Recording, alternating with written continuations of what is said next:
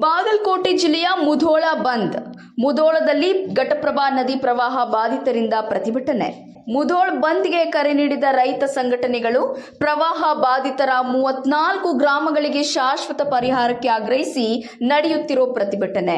ಘಟಪ್ರಭಾ ನದಿ ಪಾತ್ರದ ಪ್ರವಾಹ ಬಾಧಿತ ಗ್ರಾಮಸ್ಥರಿಂದ ಪ್ರತಿಭಟನೆ. ನಗರದ ಸಂಗೊಳ್ಳಿ ರಾಯಣ್ಣ ವೃತ್ತದಿಂದ ಆರಂಭವಾದ ಪ್ರತಿಭಟನೆ ಇದು ತಹಸೀಲ್ದಾರ್ ಕಚೇರಿವರೆಗೂ ನಡೆದು ಬಂದ್ ಪ್ರತಿಭಟನಾ ಮೆರವಣಿಗೆ. ಮುಳುಗಡೆ ಸಂತ್ರಸ್ತರ ಸಮಸ್ಯೆಗೆ ಸ್ಪಂದಿಸಿದ ಸರ್ಕಾರದ ವಿರುದ್ಧ ಆಕ್ರೋಶ. ನಗರದ ವ್ಯಾಪಾರಸ್ಥರು ಸ್ವಯಂ ಪ್ರೇರಿತರಾಗಿ ಅಂಗಡಿ ಮುಂಗಟ್ಟು ಬಂದ್ ಮಾಡಿ ಬೆಂಬಲ. ಮುಧೋಳ ನಗರದ ಯಾದವಾಡ ರಸ್ತೆ ಬಂದ್. ರಸ್ತೆಯಲ್ಲಿ ಅಡಿಗೆ ಮಾಡಿ ರೈತರು ಆಕ್ರೋಶ.